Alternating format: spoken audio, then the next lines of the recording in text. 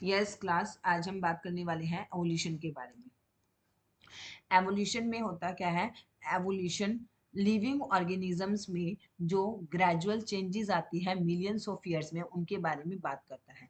Evolution में क्या, evolution से हमें ये पता चलता है कि हमारी जो अर्थ पे जो लाइफ फॉर्म्स प्रेजेंट हैं उनका ओरिजिन कैसे हुआ था एंड उनमें डाइवर्सिफिकेशन कैसे हुआ है।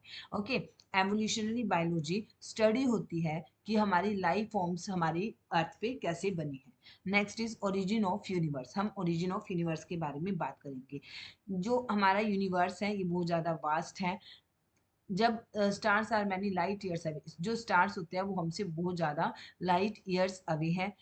जब हम स्टार्स को देखते हैं एक्चुअली हम अपने पास्ट को देख रहे होते हैं, क्योंकि जो लाइट हमारी हमें स्टार्स से पहुंचती है हमारी आइज तक वो मिलियंस ऑफ ईयर्स लगा देती है। ओके, लाइट ईयर क्या होता है? Distance travel by light in 1 year, मतलब कि 1 ईयर में जो लाइट ने डिस्टेंस ट्रेवल किया है उसको हम लाइट ईयर बोलते हैं। अब हम बात करेंगे ओरिजिन ऑफ अर्थ की। अर्थ जो है ये अप्रोक्सीमेटली 4.5 बिलियन ईयर्स एगो बनी थी। इनिशियली जो अर्थ थी वो बहुत ज़्यादा गर्म थी। ओके, जैसे ही ये ठंडी हुई, जो वाटर वेपर थे एज इट कूल, जैसे ही ठंडी हुई जो वाटर वेपर थे वो कंडेंस्ड हो गए, ओशंस का फॉर्मेशन हो गया एंड एक एटमोसफियर वहाँ पे डेवलप हो गया। उसके बाद हमारे मिलर यूरे थे, उन्होंने एक एक्सपेरिमेंट किया था 1953 में। उन्होंने ये एक्सप्लेन किया था कि जो हमारे पास इनऑर्गेनिक कंपाउंड्स थे, जो इनऑर्गेनिक मॉलिक्यूल्स थे, उनसे ऑर्गेनिक मॉलिक्यूल का फॉर्मेशन कैसे हुआ। एंड इन्होंने ये एक्सपेरिमेंट परफॉर्म करते हुए ये एक्सपेरिमेंट उन्होंने अपनी लैब में परफॉर्म किया था एंड लैब में उन्होंने सेम वही मतलब कि वही कंडीशंस मेंटेन की थी जो बाहर एटमॉस्फेयर में प्रेजेंट थी प्रिमिटिव टाइम में। ओके, उन्होंने क्या किया, ओशन से मतलब कि ओशन में जैसे उस टाइम बॉइलिंग वाटर था, उन्होंने वैसे ही बॉयल होता हुआ वाटर लिया। जब वाटर जो बॉयल हो रहा था फिर वो वाटर वेपर की प्रेजेंट में वाटर वेपर की फॉर्म में ऊपर गया, फिर वहां से होता हुआ यहाँ पे आया जब वो मतलब कि, तो यहाँ पे इलेक्ट्रिक स्पार्क कराया गया एंड यहाँ पे इन्होंने पहले से ही ये सब मॉलिक्यूल्स डाले हुए थे, क्योंकि ये हमारे जो प्रिमिटिव अर्थ थे उसमें भी ये मॉलिक्यूल्स यहाँ प्रेजेंट थे, जैसे methane, ammonia, hydrogen, water vapour वगैरह हमारी अर्थ की जो प्रिमिटिव कंडीशन थी वहां पे भी प्रेजेंट थी। ओके, यहाँ पे कंडेंसर यहाँ पे इन्होंने लगाया हुआ था। जैसे ही वो गर्म होके आए, सॉरी ठंडे हुए, तो उसके बाद इन्होंने क्या देखा कि इन सभी कंपाउंड्स ने आपस में मिलके ऑर्गेनिक कंपाउंड्स का फॉर्मेशन किया, ऑर्गेनिक कंपाउंड जैसे अमाइनो एसिड्स का फॉर्मेशन किया। ओके, यहाँ पे मेनली आपको दिखाया क्या हुआ है कि आपकी जो अर्थ की प्रिमिटिव कंडीशन थी ना उसमें methane, ammonia, hydrogen, water vapours present थी। ओके, जैसे ही मतलब वहाँ पे कंडेंसेशन वगैरह हुआ, कूलिंग हुआ, ठीक है, और वहाँ पे उस टाइम जब इलेक्ट्रिक का डिस्चार्ज होता था तो उसकी वजह से क्या हुआ, जो आपके इनऑर्गेनिक कंपाउंड से ये ऑर्गेनिक कंपाउंड्स में कन्वर्ट हो गए थे।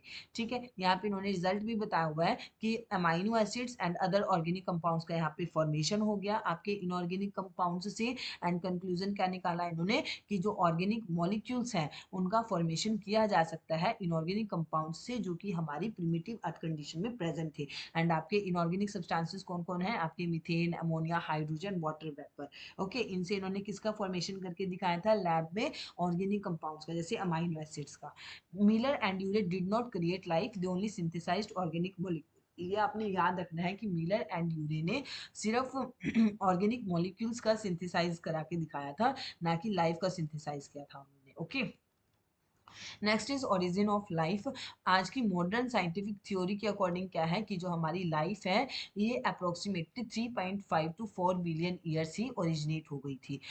अर्ली अर्ली एटमॉस्फेयर जो था, जो हमारी अर्ली एटमॉस्फेयर की कंडीशन थी, वहाँ पे आपके पास हाइड्रोजन प्रेजेंट था, मीथेन प्रेजेंट था, अमोनिया, वाटर वेपर, ठीक है, ये सब इनऑर्गेनिक मॉलिक्यूल्स वहाँ पे प्रेजेंट थे। वहाँ पे उस टाइम कोई भी फ्री ऑक्सीजन प्रेजेंट नहीं थी। ओके, उसके बाद ओपेरन हेल्डाने थ्योरी ये केमिकल एवोल्यूशन की बात करती है कि हमारी अर्थ में केमिकल एवोल्यूशन कैसे हुआ। ओके, यहाँ पे दो साइंटिस्ट थे, यहाँ पे ओपेरन का फुल नेम है ए आई ओपेरिन एंड जेबीएस हेल्डाने। इन्होंने क्या किया, सिंपल इनऑर्गेनिक मॉलिक्यूल्स लिए, जैसे आपका मीथेन, अमोनिया, ओके, ये सब मीथेन, अमोनिया, H2 एंड आपकी N2 है, सॉरी ये N2 एंड H2O, ये सब आपके इनऑर्गेनिक मॉलिक्यूल्स थे। इनसे ऑर्गेनिक मॉलिक्यूल्स का फॉर्मेशन हुआ, जैसे कि आपके अमाइनो एसिड्स। उसके बाद ऑर्गेनिक मॉलिक्यूल्स के बाद आपके कॉम्प्लेक्स ऑर्गेनिक कंपाउंड्स का फॉर्मेशन हुआ। कॉम्प्लेक्स ऑर्गेनिक कंपाउंड्स के बाद आपके प्रोटोबायोन्ट्स का फॉर्मेशन हुआ। प्रोटोबायोन्ट्स के बाद आपके फर्स्ट लिविंग सेल्स का फॉर्मेशन हुआ था। ओके, इंपॉर्टेंट एनसीईआरटी पॉइंट्स क्या रहेंगे? इवोल्यूशन एक ग्रेजुअल प्रोसेस है। अर्थ जो हमारी थी वो 4.5 बिलियन ईयर्स पुरानी है। एंड जो हमारी फर्स्ट टाइम जो लाइफ अपीयर्ड हुई थी वो 3.5 टू 4 बिलियन ईयर्स पुरानी है। एंड जो प्रिमिटिव एटमॉस्फेयर है वहां पे फ्री ऑक्सीजन एब्सेंट था। प्रिमिटिव का मतलब समझते हो ना, कि जो हमारी पुराना जो हमारा एटमॉस्फेयर था उसमें फ्री ऑक्सीजन एब्सेंट थी। ऑपिनियन एंड हेल्डाने ने प्रपोज की थी आपकी केमिकल एवोल्यूशन कैसे हुआ है। मिलर एंड ड्यूरे ने एक्सपेरिमेंटली सपोर्ट किया था केमिकल एवोल्यूशन को। आपकी opinion and Haldane chemical evolution theory दी है, एंड मिलर एंड ड्यूरे ने उसके लिए केमिकल एवोल्यूशन के लिए ये एक्सपेरिमेंट परफॉर्म किया था। क्विक रीजन क्या रहेगी आपकी? सबसे पहले क्या हुआ, एक बिग बैंग मतलब कि एक एक्सप्लोजन हुआ, उसकी वजह से आपकी अर्थ का फॉर्मेशन हुआ। उसके बाद आपकी अर्थ कूल हुई, कूल होने के बाद आपकी प्रिमिटिव एटमॉस्फेयर हुआ। फिर उसके बाद वहाँ पे केमिकल एवोल्यूशन हुआ। केमिकल एवोल्यूशन की वजह से आपके पहले ऑर्गेनिक कंपाउंड्स का फॉर्मेशन हुआ। ऑर्गेनिक कंपाउंड्स के बाद आपके प्रोटोबायोन्ट्स का फॉर्मेशन हुआ, एंड उसके बाद आपके फर्स्ट लिविंग सेल का फॉर्मेशन हुआ। ओके, इस पूरे इस पूरे पेज से आपको ये पता चलता है कि आपकी जो लिविंग फॉर्म है, जो वन सेल लिविंग ऑर्गेनिज्म है, वो कैसे ओरिजिनेट हुए थे। Okay, next is evidences of evolution. हमारे पास अब ये सब कहने के लिए कि हमारा एवोल्यूशन हुआ है हमारी अर्थ पे, उसके लिए हमें कुछ एविडेंसेस, कुछ प्रूफ भी चाहिए होती है। तो एवोल्यूशन को सपोर्ट करने के लिए हमारे पास नंबर ऑफ एविडेंसेस है, एंड ये डिफरेंट फील्ड्स ऑफ स्टडी से हमें मिली हैं। जैसे फॉसिल्स, फॉसिल्स की स्टडी को हम बोलते हैं, फॉसिल्स को हम क्या बोलते हैं? Palaeontological evidences. एंड फॉसिल्स की स्टडी को हम बोलते हैं पैलेंटोलॉजी। फॉसिल्स होते क्या हैं? ये प्रिजर्व्ड रिमेन्स या इंप्रेशंस होते हैं एंशियंट ऑर्गेनिजम्स की। ये हमें सेडिमेंट्री रॉक्स में मिलते हैं। ओके, टाइप्स ऑफ फॉसिल्स कौन कौन से होते हैं? बॉडी फॉसिल्स होते हैं, मोल्ड्स होते हैं, पेट्रिफिकेशंस होती हैं, ठीक है, ट्रेस फॉसिल्स होते हैं। बॉडी फॉसिल्स जैसे कि actually body parts like bones, teeth, shells वगैरह। मोल्ड्स एंड कास्ट होते हैं जैसे किसी का इंप्रेशन मिलना। ओके, पेट्रिफिकेशन होता है कि जैसे जो ओरिजिनल ऑर्गेनिक मैटर था वो विद टाइम मिनरल्स में चेंज हो जाता है। ठीक है, ट्रेस फॉसिल्स होता है जैसे किसी एंशियंट जो हमारे ऑर्गेनिजम्स वगैरह थे उनका फुटप्रिंट्स वगैरह मिलना। होगी सिग्निफिकेंस ऑफ फॉसिल्स क्या रहते हैं? They help in knowing about extinct organism. हमें उनसे मतलब कि जो हमारे ऑर्गेनिज्म एक्सटिंक्ट हो चुके हैं उनके बारे में पता चलता है। हाँ, इससे हमें ये पता चलता है कि जो ग्रेजुअल एवोल्यूशन कैसे हुआ है किसी कॉम्प्लेक्स फॉर्म का सिंपलर फॉर्म में। ओके, एंड ये हमें एज की रॉक्स की एज भी डिटरमाइन करने में हेल्प करते हैं।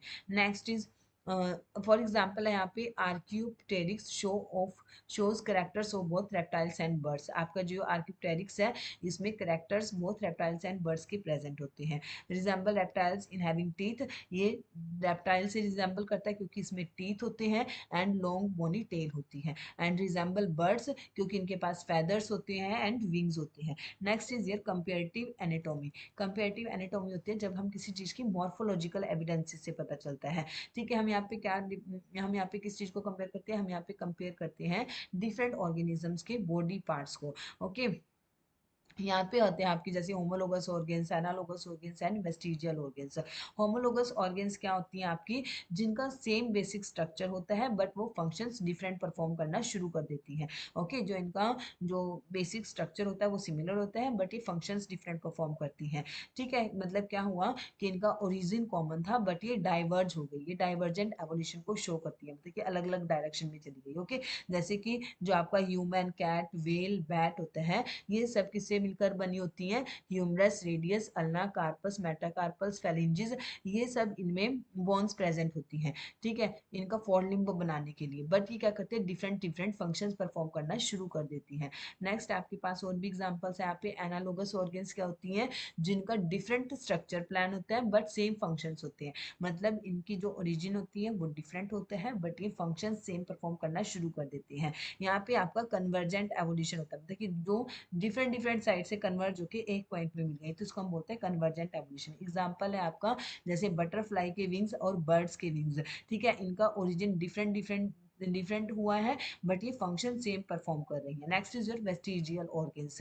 वेस्टिजियल ऑर्गेन्स होती हैं ये ऑर्गन्स आपके जो एंसिस्टर्स होते हैं, ठीक है, उनमें तो ये फंक्शनल थी, बट अब इन्होंने मतलब कि विद कोर्स ऑफ एवोल्यूशन ये नॉन फंक्शनल हो चुकी है, या इन्होंने अपना फंक्शन लॉस्ट कर चुकी है ये। एग्जांपल आपके पास आता है vermi form appendix in human. Vermi form appendix होती है एक तो ह्यूमंस में, एक पेल्विक बोन होती है वेल्स में, एंड निकिटेटिंग मेम्ब्रेन होती है, थर्ड आईलिड होती है ह्यूमंस में। ये सब आपके वेस्टिजियल ऑर्गन्स के एग्जाम्पल है।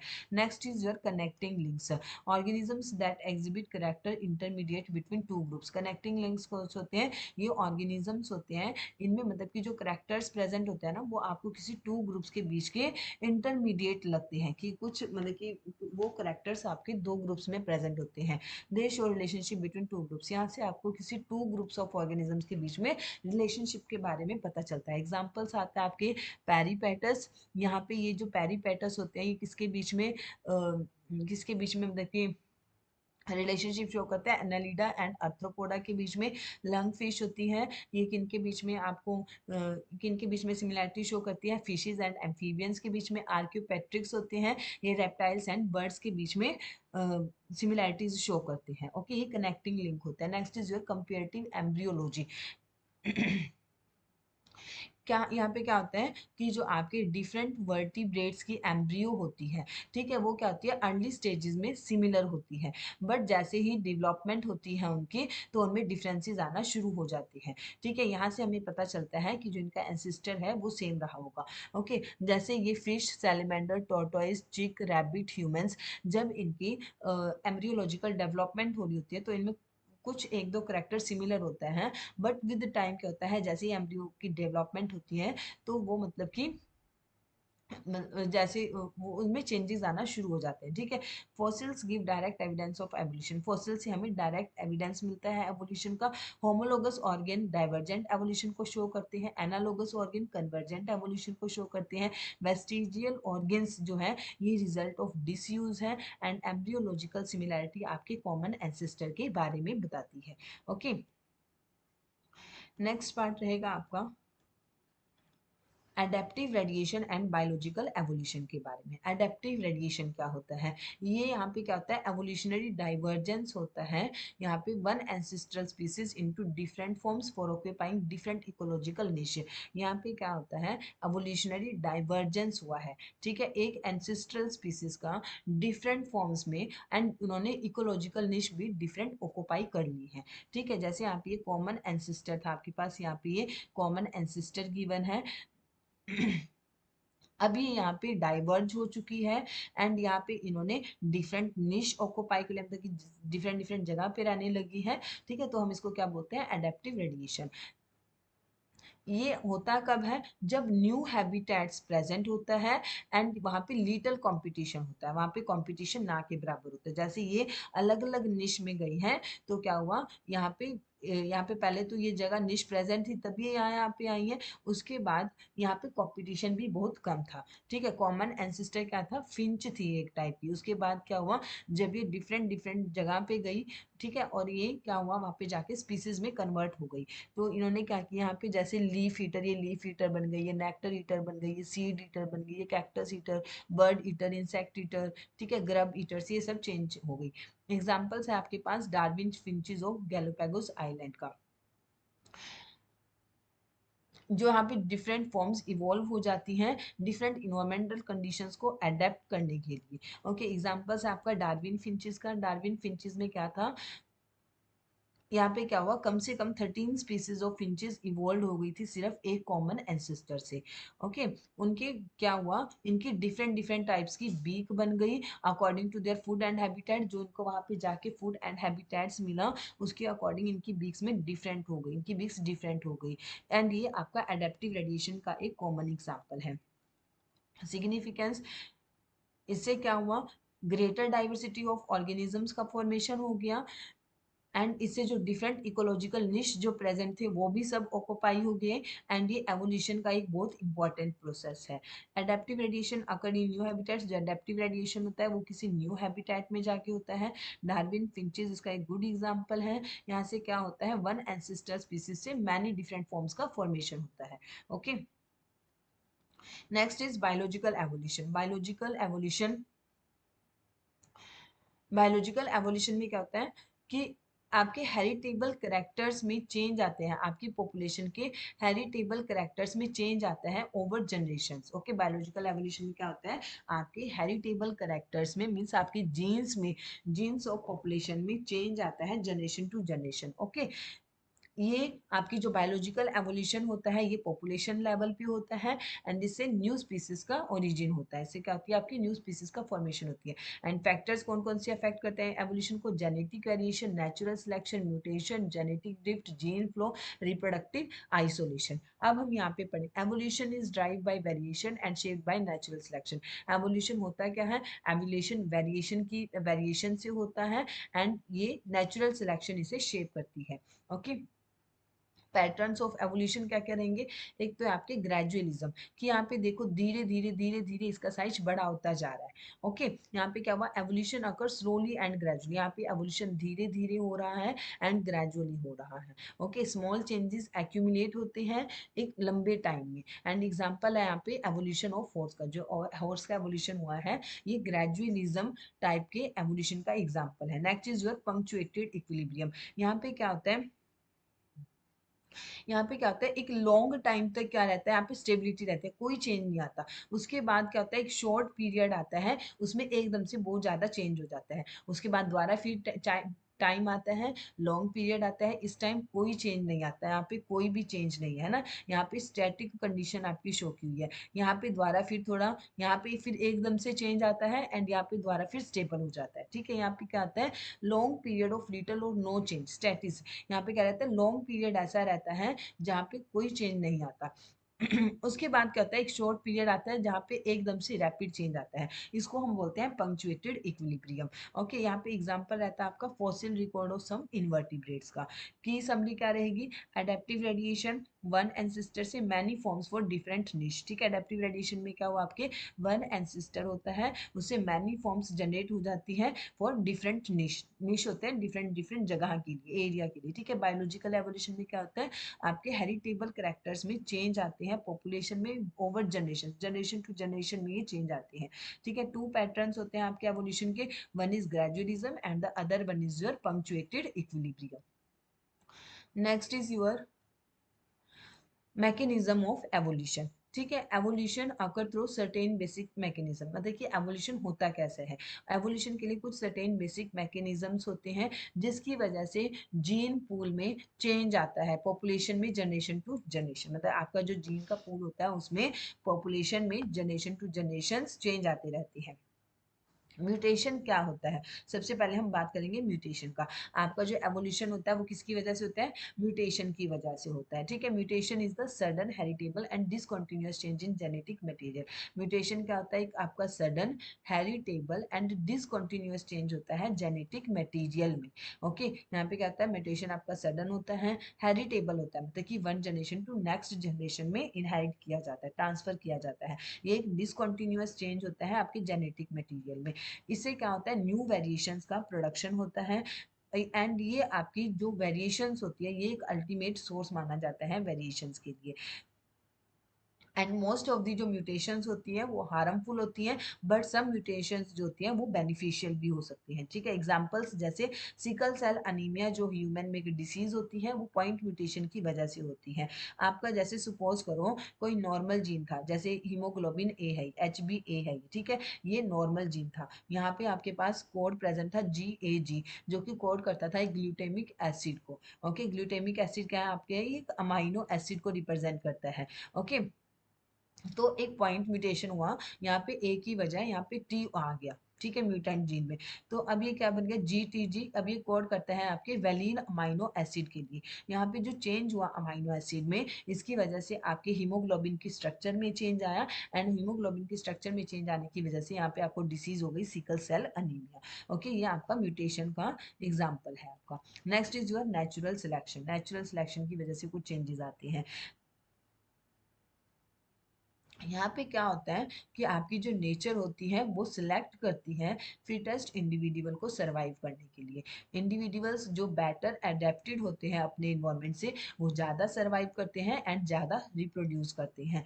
ठीक है, एंड इसकी वजह से क्या होता है, आपकी जो फेवरेबल वेरिएशंस होती हैं उनका एक्यूमुलेशन वो बढ़ती जाती हैं, एंड जो अनफेवरेबल वेरिएशंस होती हैं वो उनका एलिमिनेशन हो जाता है, एंड जो आपकी फेवरेबल वेरिएशंस होती है उनका एक्यूमुलेशन हुआ जाता है। जैसे यहाँ पे लॉन्ग नेक ऑफ जिराफ है, यहाँ पे क्या गिवन है, पहले सभी टाइप के नेक के जिराफ प्रेजेंट थे, जिनकी लॉन्ग नेक भी थी, शॉर्ट नेक भी थी।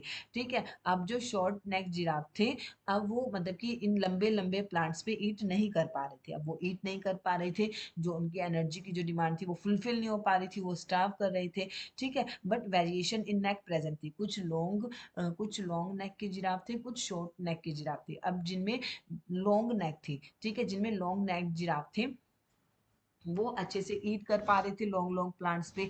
ओके, तो वो अच्छे से बेटर सरवाइव किया। तो यहाँ पे क्या हुआ कि पहले आपके जो जिराफ्स प्रेजेंट थे वो लॉन्ग नेक जिराफ्स भी प्रेजेंट थे, शॉर्ट नेक जिराफ्स भी प्रेजेंट थे। बट आपके जो शॉर्ट नेक जिराफ्स थे वो लॉन्ग लॉन्ग प्लांट्स पे ईट नहीं कर पा रहे थे अपनी, मतलब कि इसलिए वो उनको स्टार्व करना पड़ा, एंड वो इतना अच्छे से सरवाइव नहीं कर पाए। ठीक है, बट जो लॉन्ग नेक जिराफ्स थे वो अच्छे से इन पे फीड किया उन्होंने, एंड उनकी ग्रोथ हुई, उन्होंने रिप्रोड्यूस किया, एंड वो विद जनरेशंस उनके जो नंबर थे उनके नंबर भी इंक्रीज हो गए। ठीक है, नेक्स्ट इज जेनेटिक ड्रिफ्ट। ठीक है, जेनेटिक ड्रिफ्ट क्या होता है, यहाँ पे एक रैंडम चेंज होता है। जेनेटिक ड्रिफ्ट में क्या होता है, आपकी पॉपुलेशन में क्या होता है, किसी चांस इवेंट की वजह से आपकी एलील की फ्रीक्वेंसी में रैंडम चेंज आ जाता है। ठीक है, जेनेटिक ड्रिफ्ट में क्या होता है, पॉपुलेशन में कोई चांस इवेंट की वजह से आपकी किसी एक पर्टिकुलर एलील की फ्रीक्वेंसी में चेंज आता है, तो उसको हम बोलते हैं जेनेटिक ड्रिफ्ट। ये मोर इफेक्टिव होती है स्मॉल पॉपुलेशन में, एंड इसकी वजह से कुछ एलील्स का लॉस भी हो जाता है। एग्जाम्पल है यहाँ पे जैसे flood, forest fire, cyclones etcetera. ये आपके जो चांस इवेंट लिखा हुआ है ना, ये सब है कि किन की वजह से ऐसे जेनेटिक ड्रिफ्ट होता है, कि जैसे कभी फ्लड आ गई, फॉरेस्ट हो गया, फायर हो गया, फॉरेस्ट फायर हो गया, साइक्लोन्स वगैरह आ गया। तो इसकी वजह से क्या होता है, जो आपकी पॉपुलेशन है वो ड्रास्टिकली रिड्यूस हो जाती है, एंड इसकी वजह से आपकी जो एलील की फ्रीक्वेंसी है पॉपुलेशन में वो भी कम हो जाती है। Okay, next is your NCERT point क्या रहेगा, म्यूटेशन, जो म्यूटेशंस होती हैं वो वेरिएशंस क्रिएट करती हैं, एंड जो आपकी नेचुरल सिलेक्शन है वो इन वेरिएशंस पे एक्ट करती है, इन वेरिएशंस एंड जेनेटिक एंड इन वेरिएशंस पे एक्ट करती है। एंड आपका जो जेनेटिक ड्रिफ्ट होता है ये आपकी जीन फ्रीक्वेंसी को चेंज कर देता है। Okay, these mechanism act together and, ये पहले पहले ऊपर से पढ़ना पड़ेगा हमें। ओके, जीन फ्लो क्या होता है, it is the transfer of genetic material from one population to another. Gene flow होता है यहाँ पे जेनेटिक मटेरियल का ट्रांसफर होता है वन पॉपुलेशन से अनदर पॉपुलेशन में, वन पॉपुलेशन से अनदर पॉपुलेशन में। ठीक है, एंड जीन फ्लो होता कब है, जब कोई इंडिविजुअल माइग्रेट करता है एंड वहाँ पे माइग्रेट जाके फिर इंटरब्रीड करता है। इट इंट्रोड्यूस, इसकी वजह से क्या होता है, न्यू एलील्स इंट्रोड्यूस होते हैं पॉपुलेशन में, and it reduces the genetic difference between population, and इसकी वजह से जो जेनेटिक डिफरेंसेस होते हैं उनको दो पॉपुलेशंस के बीच में रेड्यूस करता है। ठीक है, यहाँ पे आपको एग्जाम्पल भी दिखाया हुआ है जीन फ्लो का। यहाँ पे क्या हुआ, जैसे ये पॉपुलेशन ए थी, यहाँ पे पॉपुलेशन बी थी। ठीक है, अब पॉपुलेशन ए से ये कुछ बर्ड्स, जैसे सपोज करो ये पॉपुलेशन ए के बर्ड्स थे। ओके, ये पॉपुलेशन ए के बर्ड्स थे, ये पॉपुलेशन बी के बर्ड्स थे। ओके, अब यहाँ से कुछ ये बर्ड्स माइग्रेट कर रहे हैं पॉपुलेशन बी में, अभी यहाँ पे जाकर इंटरब्रीड करेंगे। जब यहाँ पे ये जाकर इंटरब्रीड करेंगे, इसकी वजह से क्या होगा, जो जेनेटिक डिफरेंट है पॉपुलेशन में वो रेड्यूस हो जाएगा। ओके, एंड आपकी जो पॉपुलेशन बी है उसमें न्यू एलिस का एडिशन हो जाएगा। ओके, इसी को हम बोलते हैं जीन फ्लो। यहाँ पे क्या हो रहा है, जीन फ्लो हो रहा है। Next is your reproductive isolation. It prevents interbreeding between two population. Reproductive isolation की वजह से क्या होता है, जो टू टाइप्स की पॉपुलेशन होती है, जो टू पॉपुलेशंस होती हैं उनके बीच में इंटरब्रीडिंग नहीं होने देती। रिप्रोडक्टिव आइसोलेशन क्या करती हैं, आपकी जो टू पॉपुलेशंस होती हैं उनके बीच में इंटरब्रीडिंग नहीं होने देती।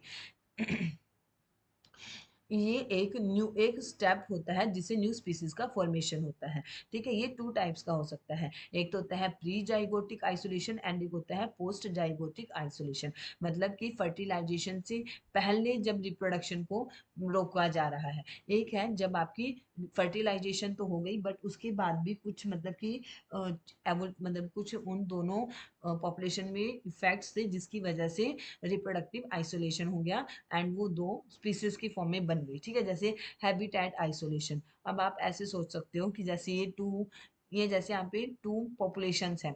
ठीक है, इनका हैबिटेट आइसोलेशन था, इनका ये दो अलग अलग जगह पे रहती थी। इसकी वजह से भी क्या हुआ, ये रिप्रोडक्टिवली आइसोलेट हो जाती हैं। विद टाइम क्या होता है, इनमें कुछ ऐसे चेंजेस आ जाते हैं कि एक दूसरे के साथ मतलब कि रिप्रोड्यूस कर भी नहीं पाती। ओके, या क्या होता है टेम्पोरल आइसोलेशन। इनमें कुछ टेम्परेचर के बेसिस पे इनमें चेंजेस आ जाते हैं, या इनका बिहेवियर चेंज हो जाता है, या मैकेनिकल आइसोलेशन होता है, गैमेटिक आइसोलेशन वगैरह। ठीक है, नेक्स्ट इज पोस्ट जाइगोटिक, मतलब कि जो फर्टिलाइजेशन के बाद में जो चेंजेस आते हैं, जैसे जाइगोटिक मोर्टेलिटी हो जाती है, हाइब्रिड इनवाइबिलिटी की फर्टिलाइजेशन हो भी गई, उसके बाद जो हाइब्रिड बना वो इनवैलिड बना। ठीक है, उसके बाद हाइब्रिड स्टेरिलिटी, हाइब्रिड बन भी गया तो अब वो स्टेराइल है, फर्टाइल नहीं है। हाइब्रिड ब्रेक डाउन, आपका जो हाइब्रिड बना वो ब्रेक डाउन हो गया। इन सब की वजह से क्या होता है, रिप्रोडक्टिव आइसोलेशन हो जाता है। यहाँ पे ही लाइन लिखी हुई है कि फर्टिलेशन तो हो जाती है बट जो इनका ऑफस्प्रिंग होता है वो स्टेराइल रहता है, वो फर्टाइल नहीं बनता। ओके, मतलब कि स्टेराइल रहता है। ओके, फर्टाइल ऑफस्प्रिंग का फॉर्मेशन नहीं होता। नेक्स्ट इज अदर मैकेनिज्म्स होते हैं, माइनर रोल रहते हैं, जैसे कि recombination during sexual reproduction, new gene combination are formed. ठीक है, जैसे ही सेक्सुअल रिप्रोडक्शन होती है तो उसकी वजह से न्यू जीन्स के कम्बिनेशन होते हैं। ओके, क्रोमोसोमल म्यूटेशन, अगर किसी क्रोमोसोम में अगर चेंज आ जाए स्ट्रक्चर में या नंबर ऑफ क्रोमोसोम्स में, उसकी वजह से भी क्या होता है, म्यूटेशंस होती है। ओके, म्यूटेशन की वजह से वेरिएशंस आती हैं। नेचुरल सिलेक्शन क्या करता है, फिटेस्ट को सर्वाइव एंड रिप्रोड्यूस कराता है। जेनेटिक ड्रिफ्ट क्या होता है, एक रैंडम चेंज है एलील फ्रीक्वेंसी में। जीन फ्लो से क्या होता है, migration introduce into new alleles. And reproductive isolation की वजह से क्या होता है, ये प्रिवेंट करता है interbreeding and leads to new species formation. Okay, आपने याद रखना है म्यूटेशन की वजह से क्या होता है, वेरिएशंस क्रिएट होती हैं। नेचुरल सिलेक्शन की वजह से फिटेस्ट का सर्वाइवल एंड वही रिप्रोड्यूस करता है। जेनेटिक ड्रिफ्ट की वजह से कहते हैं रैंडम चेंज है एलील फ्रीक्वेंसी में। एंड जीन फ्लो किस में रिजल्ट करता है, यहाँ पे माइग्रेशन होता है न्यू एलील्स का। रिप्रोडक्टिव आइसोलेशन में क्या होता है, ये इंटरब्रीडिंग को प्रिवेंट करता है एंड न्यू स्पीसीज का फॉर्मेशन कराता है। ठीक है, दीज मैकेनिज्म्स जो है ये टुगेदर एक्ट करते हैं एंड एवोल्यूशन लाते हैं over time. Next is your